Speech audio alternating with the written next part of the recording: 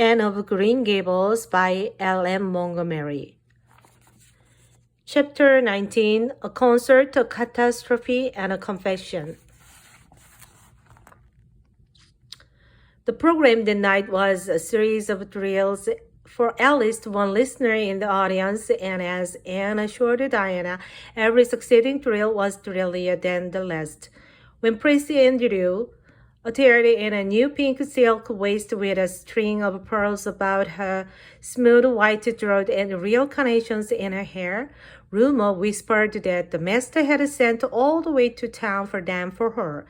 Climbed the slimy leather dark without one ray of light, and shivered in luxurious sympathy when the choir sang far above the gentle daisies, and gazed at the ceiling as if it were frescoed with angels, when Sam Sloan proceeded to explain and illustrate how Socrates set the hen, and laughed until people sitting near her laughed too, more out of sympathy with her than with amusement at a selection that was rather threadbare even in Avonlea. And when Mr. Phillips gave Mark Antony's oration of the dead body of Caesar in the most heart-stirring tones, looking at Prince Andrew at the end of every sentence, and felt that she could rise and mutiny on the spot if but one Roman citizen led the way.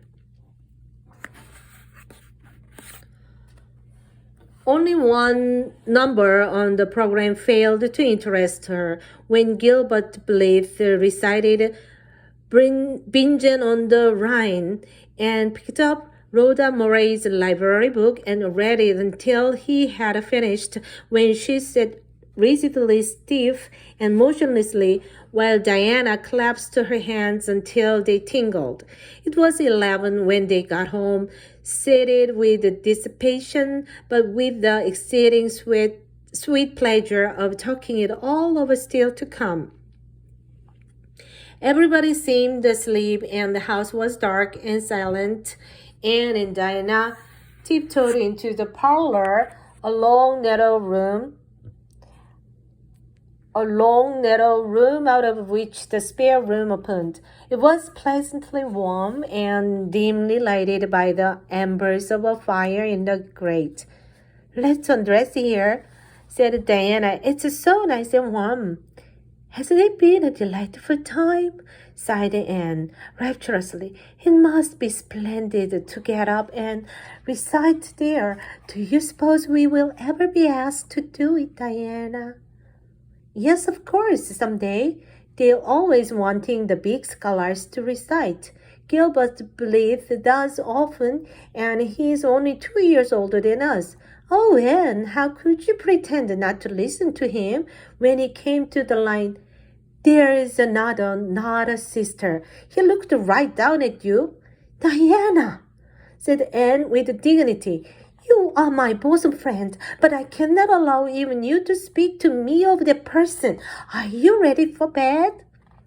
"Let's run a race and see who will get to the bed first." The suggestion appealed to Diana. The two little white-clad figures flew down the long room through the spare room door and bounded on the bed at the same moment, and then something moved beneath them. There was a gasp and a cry, and somebody said in muffled accent, Anne and Diana were never able to tell just how they got off that bed and out of the room. They only knew that after one frantic rush, they found themselves tiptoeing shiveringly upstairs. "Oh, who was it? What was it?" whispered Anne, her teeth chattering with cold and fright.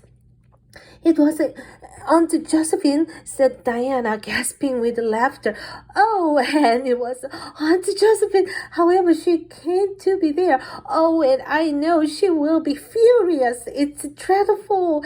It's really dreadful. But did you ever know anything so funny, Anne?" "Who is your Aunt Josephine?" She's She's father's aunt and she lives in Charlottetown. She's awfully old, 70 anyhow, and I don't believe she was ever a little girl. We were expecting her out for a visit, but not so soon. She's awfully prim and proper, and she will scold dreadfully about this. I know. Well, we'll have to sleep with Minnie May, and you can't think how she kicks. Miss Josephine Berry did not appear at the early breakfast the next morning. Mrs. Berry smiled kindly at the two little girls. Did you have a good time last night? I tried to stay awake until you came home, for I wanted to tell you Aunt Josephine had come, and then you would have to go upstairs after all. But I was so tired I fell asleep. I hope you didn't disturb your Aunt Diana. Diana preserved a discreet silence, but she and Anne exchanged furtive smiles of guilty amusement across the table, and hurried home after breakfast, and so remained in blissful ignorance of the disturbance which presently resulted in the Berry household until the late afternoon, when she went down to Mrs. Lynde's on an errand for Marilla. So, you and Diana nearly frightened poor old Miss Berry to death last night? Said Mrs. Lynde severely, but with a twinkle in her eye. Mrs. Berry was here a few minutes ago on her way to Carmody. She's feeling real worried of it. Old Miss Berry was in a terrible temper when she got up this morning, and Josephine Berry's temper is no joke. I can tell you that. She wouldn't speak to Diana at all. It wasn't Diana's fault, said Anne contritely. It was mine. I suggested racing to see who could get into bed first. I knew it, said Mrs. Lynde with the exultation of a correct guesser. I knew that idea came out of your head. Well, it's made a nice lot of trouble, that's what. Old Miss Berry came out to stay for a month, but she declares she won't stay another day and is going right back to town tomorrow, Sunday, and all as it is. She'd have gone today.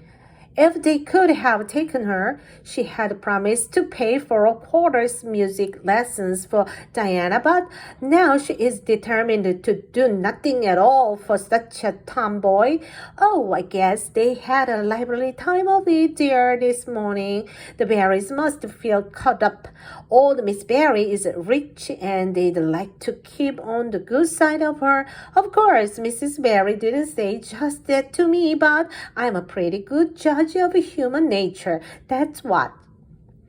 I'm such an unlucky girl, mourned Anne. I'm always getting into scrapes myself and getting my best friends, people I'd shed my heart's blood for, into them too. Can you tell me why it is so, Mrs. Lynde? It's because you are too heedless and impulsive, child, that's what. You never stop to think whatever comes into your head to say, or do you say or do it without a moment's reflection. Oh, but that's the best of it, protested Anne. Something that flashes into your mind, so exciting, and you must out with it. If you stop to think it over, you spoil it all. Haven't you never felt that yourself, Mrs. Lynde?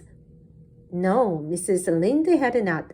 She shook her head sagely. You must learn to think a little, Anne. That's what. The proverb you need to go by is, look before you leap, especially into spare room beds. Mrs. Lynde laughed comfortably over her mild joke, but Anne remained pensive. She saw nothing to laugh at in the situation, which to her eyes appeared very serious. When she left Mrs. Lynde, she took her way across the crusted fields to Orchard Slope. Diana met her at the kitchen door. Your Aunt Josephine was very cross about it, wasn't she? Whispered Anne. Yes. answered Diana, stifling a giggle with a pensive glance over her shoulder at the closed sitting room door. She was fairly dancing with rage, and oh, how she scolded. She said I was the worst behaved girl she ever saw and that my parents ought to be ashamed of the way they had brought me up. She says she won't stay and I'm sure I don't care. But father and mother do. Why didn't you tell them it was my fault? Demanded Anne. It's likely I'd do such a thing, isn't it? Said Diana with just scorn. I'm no telltale, and Charlie, and anyhow, I was just as much to blame as you. Well, I'm going in to tell her myself, said Anne resolutely. Diana stared. Anne Shirley, you'd never. Why? She'll eat you alive. Don't frighten me any more than I am frightened, implored Anne. I'd rather walk up to a cannon's mouth, but I've got to do it, Diana. It was my fault, and I've got to confess. I've had practice in confessing. Fortunately, well, she's in the room, said Diana. You can go in if you want to. I wouldn't dare, and I don't believe you will do a bit of good. With this encouragement, Anne bearded the lion in its den, that is to say, walked resolutely up to the sitting room door and knocked faintly. A sharp, "Come in," followed. Miss Josephine Berry, thin, prim and rigid, was knitting fiercely by the fire, her wrath quite unappeased, and her eyes snapping through her gold-rimmed glasses. She wheeled around in a chair, expecting to see Diana. She beheld a white-faced girl whose great eyes were brimmed up with a mixture of desperate courage and shrinking terror. "Who are you?" demanded Miss Josephine Berry, without ceremony. "I am Anne of Green Gables," said a small visitor tremulously, clasping her hands with a characteristic gesture. "And I've come to confess, if you please." "Confess what?" "That it was all my fault about jumping into bed on you last night.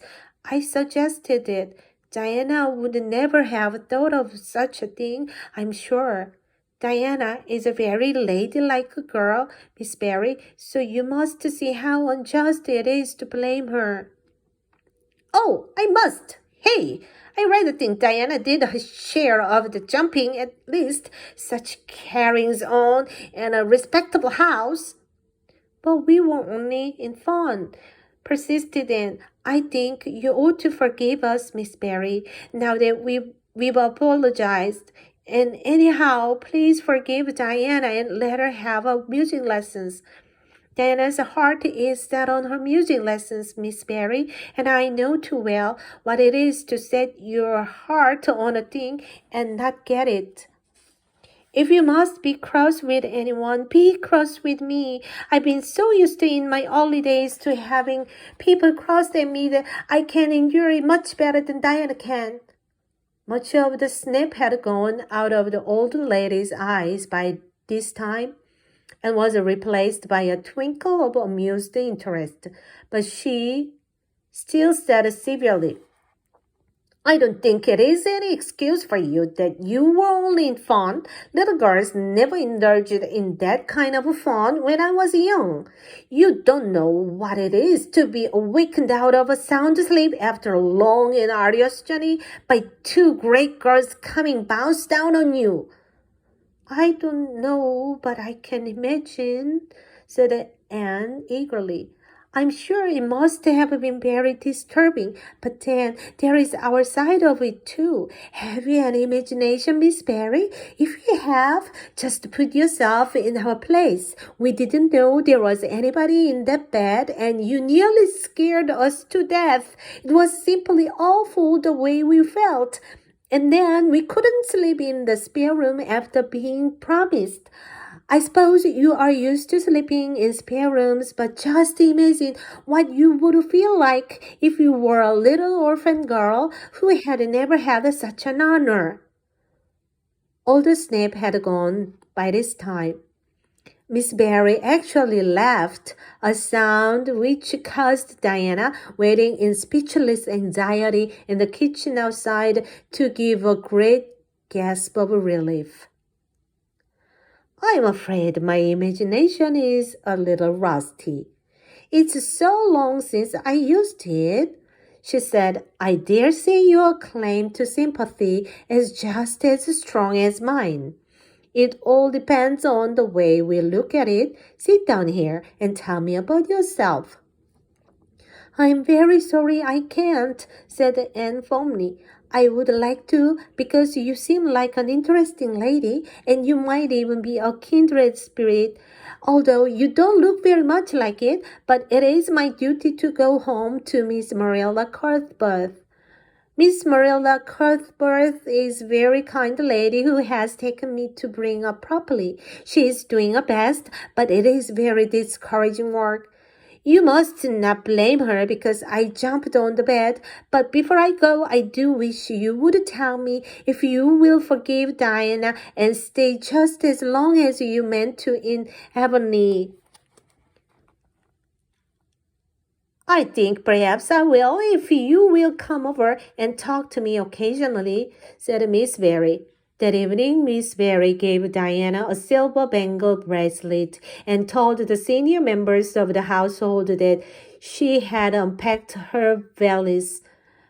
I've made up my mind to stay simply for the sake of getting better acquainted with that Anne girl, she said frankly. She amuses me, and at my time of life, an amusing person is a rarity. Marilla's only comment when she heard the story was, I told you so. This was for Matthew's benefit. Miss Berry stayed her month out and over. She was a more agreeable guest than usual, for Anne kept her in good humor. They became firm friends. When Miss Berry went away, she said, Remember, you Anne girl, when you come to town, you are to visit me, and I'll put you in my very sparest spare room bed to sleep. Miss Berry was a kindred spirit after all, and confided to Marilla. You wouldn't think so to look at her, but she is. You don't find it right out at first, as in Matthew's case, but after a while you come to see it. Kindred spirits are not so scarce as I used to think. It's splendid to find out there are so many of them in the world.